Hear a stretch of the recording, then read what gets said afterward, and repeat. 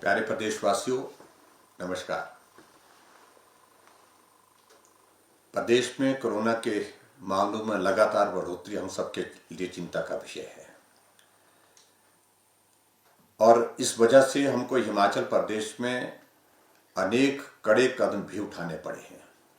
मैं इस बात से सहमत हूं, बहुत सारे लोगों को असुविधा हुई होगी, लेकिन अब हमारे पास विवश होकर के इसके सिवाय कोई रास्ता नहीं है कि हम कोरोना को रोकने के लिए जो नियम बनाए गए हैं, जो निर्णय लिए गए हैं, उनको हम सख्ती से लागू करें।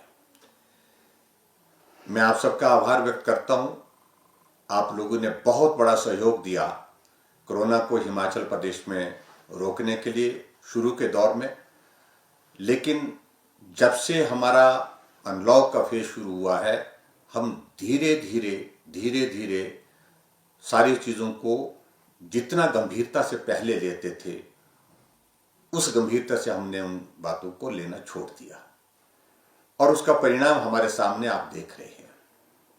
एक वक्त हिमाचल प्रदेश पूरे देश में कोरोना के मैनेजमेंट को लेकर के सबसे बेहतर प्रदेशों में था और आज हमको इस बात को लेकर के बहुत दुख भी है और स्वाभाविक रूप से आप सबको भी होगा कि आज की परिस्थितियों में हिमाचल प्रदेश उन प्रदेशों में शामिल हो गया जहां कोरोना की स्थिति बहुत ज़्यादा चिंताजनक है।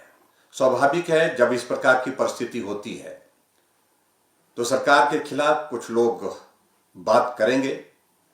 लोकतांत्रिक व्यवस्था है, मुझे उस पर कोई आपत्ति भी नहीं है, लेकिन इस वायरस से बचने के लिए जहां जहां पूरे विश्व में जब तक लोगों ने, जनमानस ने सहयोग नहीं दिया, जनता ने सहयोग नहीं दिया, तो हम सफल नहीं हुए हैं। इस दृष्टि से मेरा आप सबसे भी विनम्र निवेदन है कि हम अपनी भूमिका को सुनिश्चित करें कि हम ऐसे संकट के दौर में इस वायरस से बचने के लिए और इस वायरस से लोगों को बचाने के लिए किस प्रकार से सक्रिय होकर के काम कर सकते हैं। अभी हाल ही में आप लोगों ने देखा कि जो मामलों में बढ़ोतरी हुई है, उसकी सबसे बड़ी वजह ये सोशल गैदरिंग्स है, जिसमें शादियां, जिसमें हमारे सामाजिक जो आयोजन और उसमें धार्मिक आयोजन जिस प्रकार से हम किए जा रहे हैं और बिना सोशल डिस्टेंसिंग के, बिना मास्क के जो सावधानियां बताई गई हैं, उनका पालन किए बिना, और उसका ये परिणाम है। अभी हाल ही में हमने जो पूरा स्टडी किया, पूरा अध्ययन किया, उसमें ये पाया गया है कि हिमाचल प्रदेश में जितने भी मामले बढ़े हैं, उसमें सबसे ज़्यादा कंट्रीब्यूशन, लगभग 80% कंट्रीब्यूशन जो हमारे इस प्रकार के समारोह हो रहे हैं, सामाजिक समारोह, धार्मिक समारोह हो रहे हैं, उनकी वजह से हुए हैं, और जिसमें शादियां प्रमुख रूप से हैं। और ऐसी परिस्थिति में हम सब लोगों को ये सोचने पर विवश होना पड़ रहा है। ऐसी एक नहीं, अनेक जगह इस प्रकार की घटना हुई जहां एक एक शादी में 50 लोग, 60 लोग और इससे भी ज़्यादा लोग संक्रमित होकर के या पूरा गांव का गांव भी संक्रमित हुआ है। और इसलिए जब शुरू के दौर की परिस्थिति थी, जब वायरस बाहर से आ रहा था, हमने बहुत सख्ती की और बॉर्डर पर रोक करके लोगों के टेस्ट भी करवाए। लोगों के टेस्ट करवाने के साथ साथ में उनको क्वारंटीन भी किया। वो एक तरीका था, लेकिन जब आज वायरस अंदर आ गया है, वो गांव में है, घर में है, और ऐसी परिस्थिति में हमको जो भी निर्णय करना होगा, वो निर्णय जो अंदर हमारे इस प्रकार के जो कार्यक्रम हो रहे हैं, इस प्रकार की सारी चीज़ें हो रही हैं, जो सोशल गैदरिंग का मैं जिसका जिक्र कर रहा हूँ, उस पर अंकुश कैसे लगे, उसको हम कम कैसे कर सकें, उसमें हम किस प्रकार के सख्ती से कदम उठा सकें, इन बातों को लेकर के काम करने की आवश्यकता है। इसीलिए हमने कर्फ्यू को 9 बजे से सुबह 6 बजे तक एक निर्णय लिया। कर्फ्यू को लेकर के कई तरह के पक्ष और विपक्ष में तर्क आए हैं, मैंने अध्ययन किया, लेकिन मैं आपके बीच में स्पष्ट कहना चाहता हूं कि आजकल सर्दी के इस मौसम में जब इस प्रकार के सार्वजनिक आयोजन हम कर रहे हैं, बाहर जाकर के सर्दी के मौसम हम कर नहीं सकते हैं, घर के अंदर कर रहे हैं, हॉल के अंदर कर रहे हैं, और हॉल और घर के अंदर ज़्यादा लोग इकट्ठा होकर के लंबे समय तक बैठते हैं, तो स्वाभाविक रूप से अगर एक भी संक्रमित व्यक्ति वहां पर मौजूद होगा तो वो कई लोगों को संक्रमित करने की क्षमता रखता है।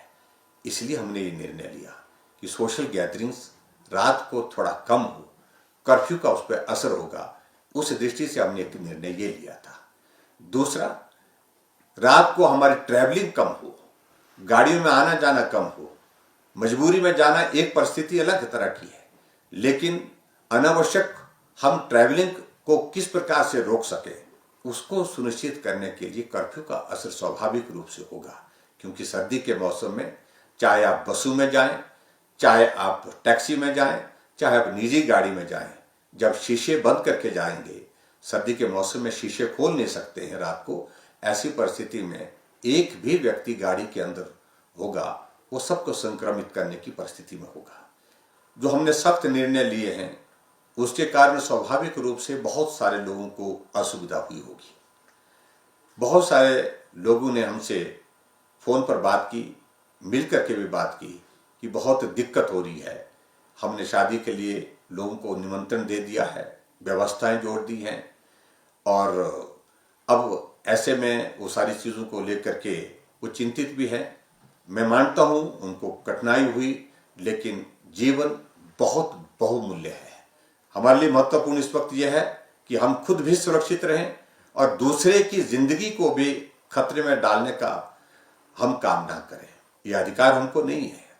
उस दृष्टि से स्वाभाविक रूप से जो निर्णय लिए हैं, मेरा आप सबसे विनम्र निवेदन है कि हम उनका पालन करें, और कम से कम जो इस प्रकार के हमारे आयोजन है उसमें संख्या जो हमने निर्धारित की है उसी संख्या के अंदर जो है आप अपना कार्यक्रम करें। हमने मंत्रियों को भी कहा कि 50 से ज़्यादा लोग अब सार्वजनिक कार्यक्रम में नहीं होंगे, चाहे कार्यक्रम सभा का बाहर हो चाहे वो हॉल के अंदर हो।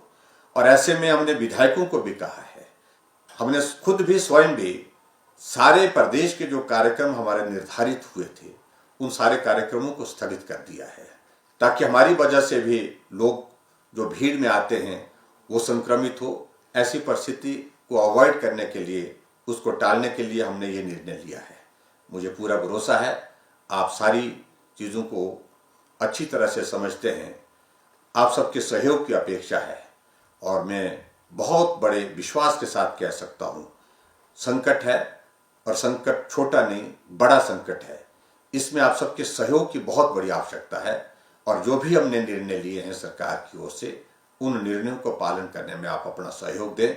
हमारी प्राथमिकता है आप स्वस्थ रहें, आप सकुशल रहें, आपका परिवार और परिवार के साथ आपके साथी, दोस्त, मित्र, समाज सारा का सारा जो है इस वायरस की चपेट से बचा रहे, ये हमारी प्राथमिकता है। इसके लिए आप सबके सहयोग की अपेक्षा है। यही मुझे आप सबसे विनम्र निवेदन करना है। बहुत बहुत धन्यवाद। नमस्कार।